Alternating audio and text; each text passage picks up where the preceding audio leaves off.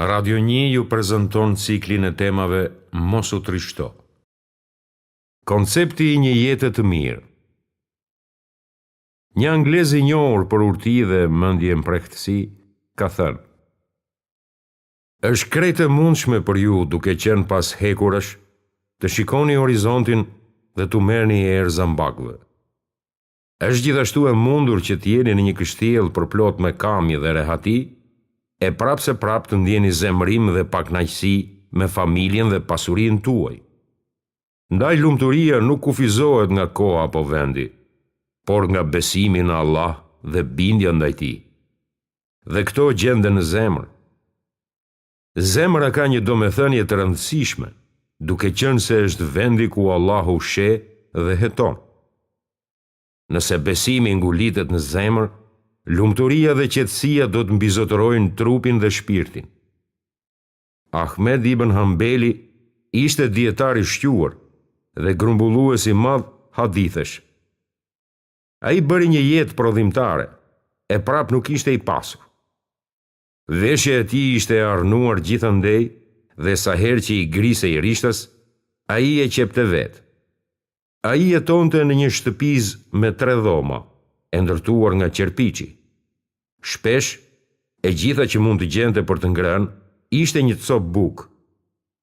Jetëshkëruesit e tij përmendin se ai kishte një palë këpucë për 17 vjet, të cilat i rregullonte shpesh dhe i qepte kur qaheshin.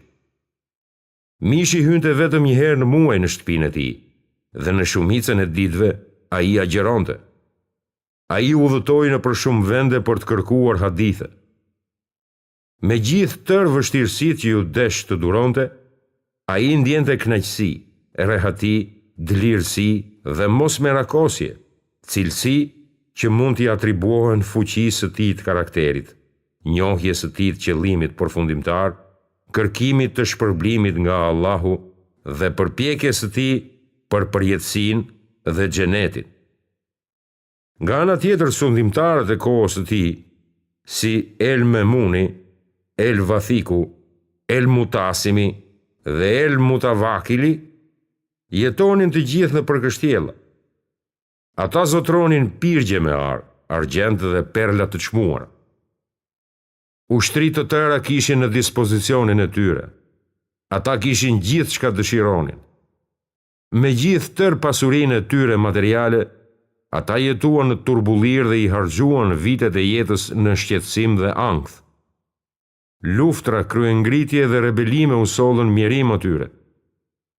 Historia madje na tregon se shumë prej tyre do ta mallkonin botën në shtrathin e tyre të vdekjes, në pendes për teprimet e tyre nga njëra anë dhe tëmetet e tyre nga ana tjetër.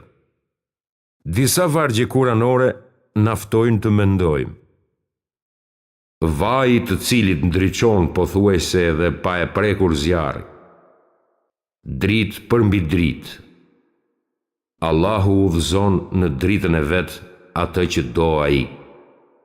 Ai atyre u shlyen mëkatet dhe u përmirëson gjendjen.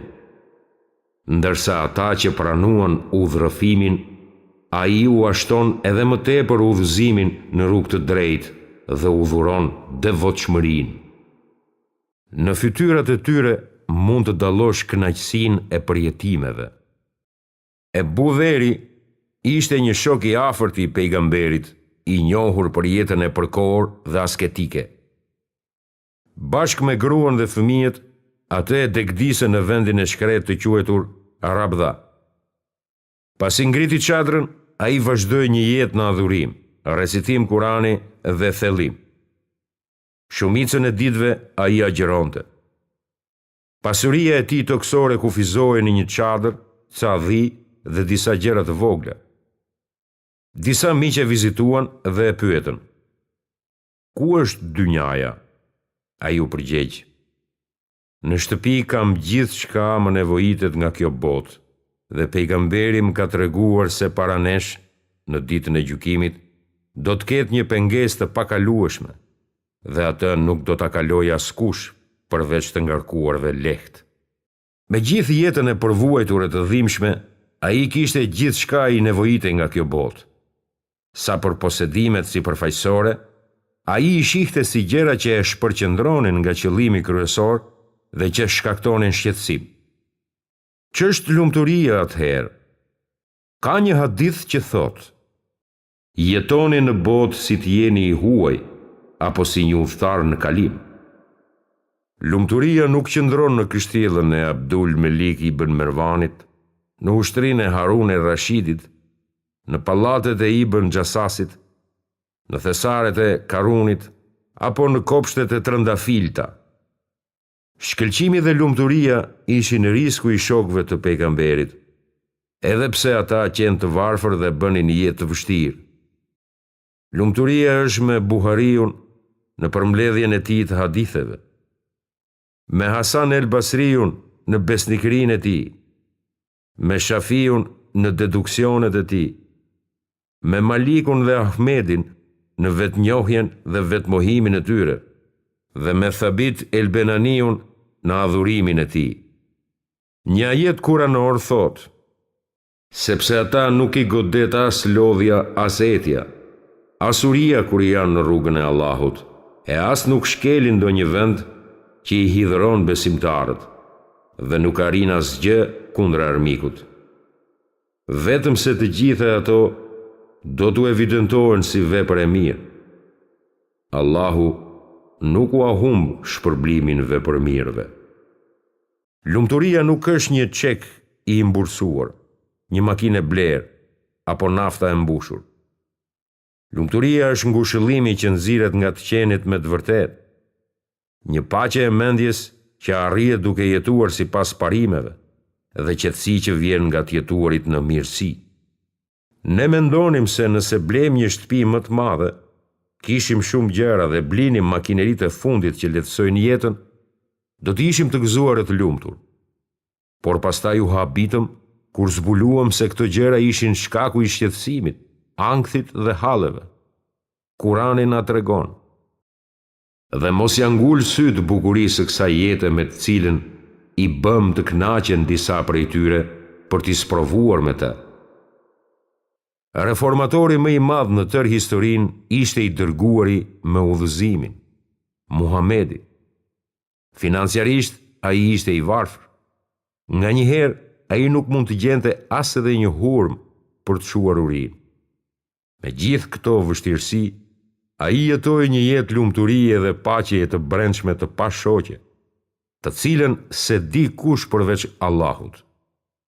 Allahu thot në Kur'an: dhe e hoqëm prej teje barën e rëndë. Dhuntia e Allahut ndaj teje është shumë e madhe, o Muhammed. Rrëfehet në një hadith të saktë se pejgamberi ka thënë: mëkat është ajo që ndikon zemrën dhe ajo që s'ju pëlqen që njerëzit ta zbulojnë. Dhe kryerja e veprave të mira është ajo me të cilën zemra dhe shpirti ndihen të qetë. Drejtësia qetëson ndërgjegjen dhe shpirtin. Pejgamberi citohet të këtë thënë: kryerja e veprave të mira është qetësi, ndërsa kryerja e mëkateve është pasiguri. Bërësi I smirës është gjithnjë në paqe, dhe mëkatari është përherë dyshues I asaj që ndodh përreth tij. Atyre u duket sikur çdo zë është kundër tyre. Keqbërësi kalon nga ankthi në dyshim dhe më në fund në paranojë. Një poet ka thënë: kur bën të ligën do ndjesh dyshim, do besosh gjithçka që kalon si vegim. Zgjidhja për ata që kërkojnë lumturi ndodhet qartë në bërjen e së mirës dhe shmangjen e së keqes. Ata që besuan dhe besimin e tyre nuk e ngatruan me besim të kotë, atyre u takon të jenë të sigurt se janë në rrugë të drejtë. Të qenurit një musliman shpirtërisht I pastër është arritje më e madhe se mbretëritë e Ksiras, sundimtarit persian, dhe Cezarit, sepse dini juaj është ai që do të mbetet me ju gjersa të vendoseni në kopshtet e xhenetit. Sa për fuqinë dhe pushtetin, ata s'janë veç se të përkohshëm dhe kalimtar. Allahu fuqiplot ka thënë: S'ka dyshim se ne e trashëgojmë tokën, dhe te ne do t'jetë kthimi i tyre. Ati i ngjiten veprat e mira. I dërguari i Allahut u mësonte sahabëve një sër duash të bukura, që ishin të shkurtra, por me kuptime të thella. Shoku i afërt i të dërguarit të Allahut, Ebu Bekri, i kërkoi atij t'i mësonte një dua dhe ai u përgjigj. Thuaj, o Zoti im, vërtet i kam bërë pa drejtësi vetes dhe asnjë si fal mëkatet përveç teje. Ndaj, më fal me faljen tënde dhe ki mëshirë mbi mua, sepse pa dyshim ti je shumë falës, i gjithë mëshirshëm. Pejgamberi i tha Abbasit, xhaxhait dhe shokut të tij, kërkoi Allahut falje dhe shëndet të mirë. Edhe ai i mësoi Aliut, kushëririt dhe dhëndrit të tij. Thuaj, o Allah, më udhëzo dhe më drejto. Ai i tha Ubejdi ibn Husejnit, thuaj, o Allah, më frymëzo drejt udhërëfimit të drejt dhe më mbro nga e keqja e nefsit. Ai e mësoi Shaddad ibn Ausin, o Allah, po të kërkoj të më bësh të qëndrueshëm në këtë çështje, të palëkundur në udhërëfim, mirënjohës për mirësitë tuaja dhe të zellshëm në adhurimin tënd. Dhe të lutem ty, o Allah, të ma bësh zemrën të shëndosh, gjuhën të vërtetësishme dhe të kërkoj nga e mira që ti e di. Kërkoj strehim tek ti nga e liga për cilën ti di gjithçka dhe të kërkoj falje për atë që vetëm ti e di. Vërtet, ti je njohësi i së padukshmes. Ai i kërkoi Muadh ibn Xhebelit të lutej, o Allah, më ndihmo të kujtoj, të falenderoj dhe të adhuroj pa mas. Dhe i kërkoi të shoqes Aishës të lutej me fjalët, o Allah, ti pa dyshim je falës, ti e do faljen, ndaj më fal mua.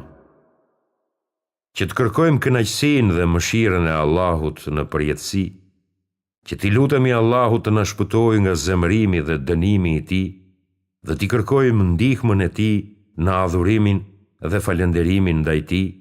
Këto janë disa nga temat kryesore që theksohen në duat e mësipërme. Lidhur me këto tema, ekziston një faktor i përbashkët, se duhet të kërkojmë atë që është me Allahun dhe të largohemi nga ajo që është në këtë dynja. Apo me fjalë të tjera, se nuk duhet të lakmojmë gjëra materiale që për nga vetë natyra janë kalimtare.